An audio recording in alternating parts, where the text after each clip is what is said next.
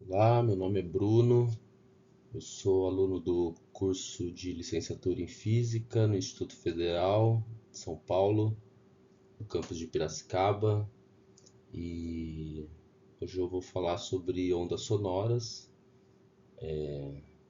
como seria uma aula sobre ondas sonoras com base na metodologia do Peer Instruction, do Eric Mazur, usando como referência aí o tópico de uma amostra de aula, né, que que está contido no livro do Peer Instruction do Eric Mazur.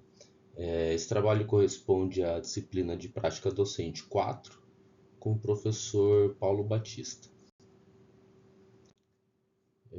Então, para a realização dessa aula, né, uma aula de 90 minutos aproximadamente, sobre ondas sonoras, eu seguiria o esquema de falar de trabalhar a natureza das ondas sonoras, a velocidade das ondas sonoras, o efeito Doppler e as velocidades supersônicas em ondas de choque. Então, para trabalhar esse conteúdo, previamente os alunos deveriam realizar a leitura de dois subtítulos do capítulo 20, né, do livro do Hilt, de Física Conceitual do Hilt, e até as primeiras questões que tem após o capítulo 20.2, que é chamado pausa para teste. Então, nessa pausa para teste, né, eu vou conseguir trabalhar com um questionamento, assim, de modo geral, com a sala, para ver se eles realizaram a leitura dos textos, né, verificar o nível de compreensão deles.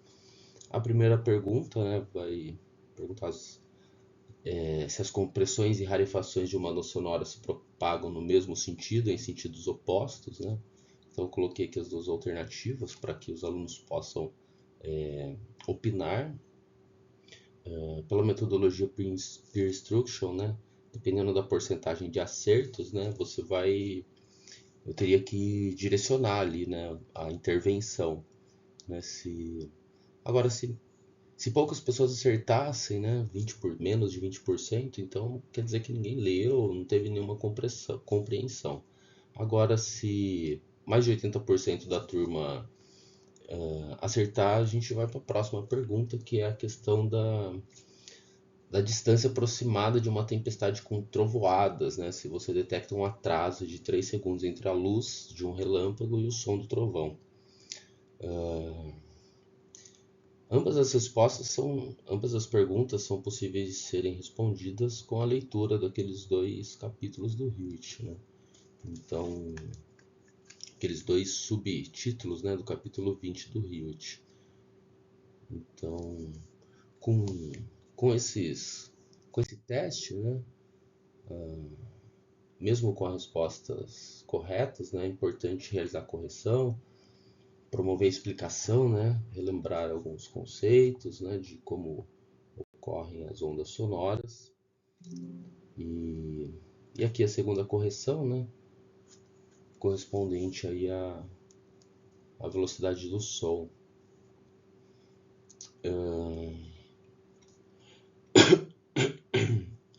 No slide, no, na sequência, né, a gente relembraria alguns conceitos, né, eu relembraria com os alunos alguns conceitos, né, dos tipos de ondas, as ondas transversais e longitudinais, comprimentos de onda e frequência, né, que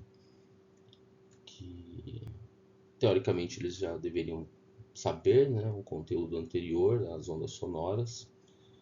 E após relembrar esses conceitos, eu viria com o primeiro teste conceitual,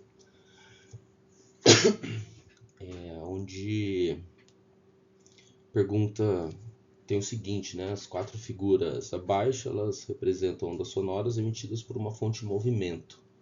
Então, qual figura representa a fonte se movendo a uma velocidade menor que a do som? Né? Então, eu acho que seria importante, né, fazer breve explicação sobre esse diagrama, né, da representação das ondas, com relação às características de onda, né, de pico, de crista, né, de vale. E acho que é possível usar um exemplo aí de uma gota,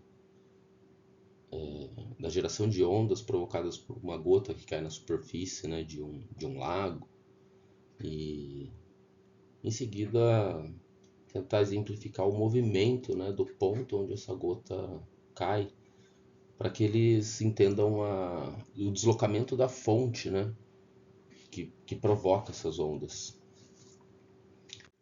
Feito isso, aí a gente vai definir alguns conceitos, né, de ondas sonoras, né, altura, intensidade, fase e da velocidade do som. Já são a velocidade do som, eles já vão ter tido contato, né, no livro nos textos do Hilt, e eu acho importante exemplificar, né, então eu pensei em colocar um exemplo aqui do vídeo, né, exemplificando o efeito Doppler.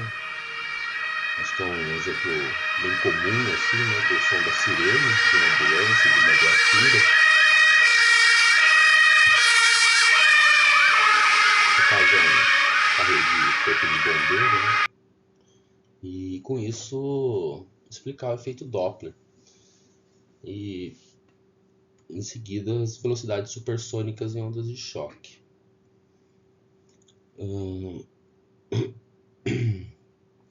Com isso, né, a gente vai depois dessas definições de conceitos e discussões, né, esclarecimentos,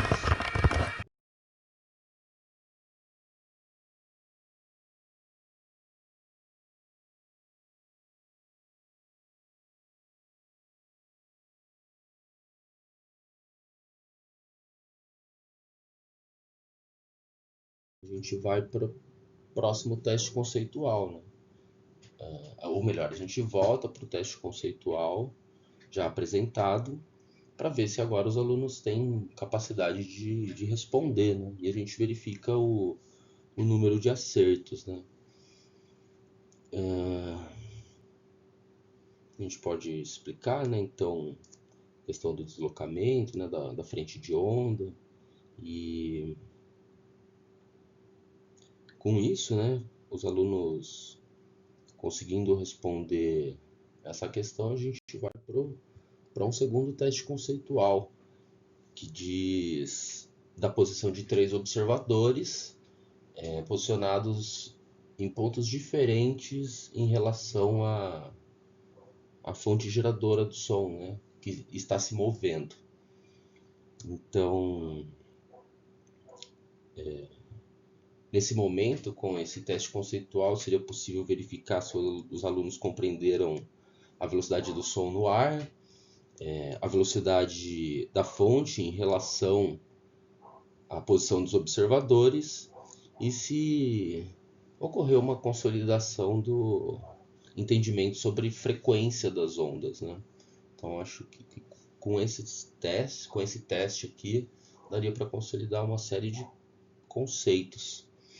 E novamente, né, com mais de 80% de acertos, a gente seguiria com a aula, né, para o próximo assunto, para o último teste conceitual, né, que está disponibilizado sobre esse tópico de som no livro do Eric Mazur. Se ocorresse 50%, tivesse equilíbrio, né, nos testes conceituais, ele indica que seja utilizado uma etapa de argumentação entre os alunos, né, para que eles discutam sobre o assunto e tentem convencer aqueles que pensam diferente, né? Com isso a gente verifica novamente, ocorrendo mais de 80% de acerto, a gente segue com o conteúdo, senão a gente tem que intervir, provocando os alunos com perguntas, com questões até que seja possível, ou retornar com novos esclarecimentos sobre a definição dos conceitos. E aí, enfim, se os alunos, mais de 80% dos alunos acertarem, né? O que eu acho um pouco preocupante trabalhar com essa estatística, né? Porque a gente sempre vai ter as exceções.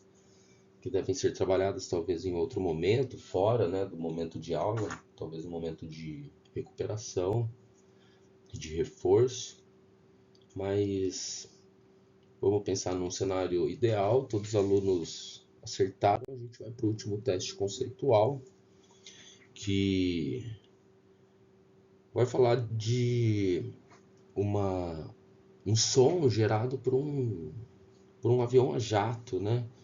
Que tem um deslocamento aí maior do que a velocidade do som. Então a gente vai conseguir, com essa última pergunta,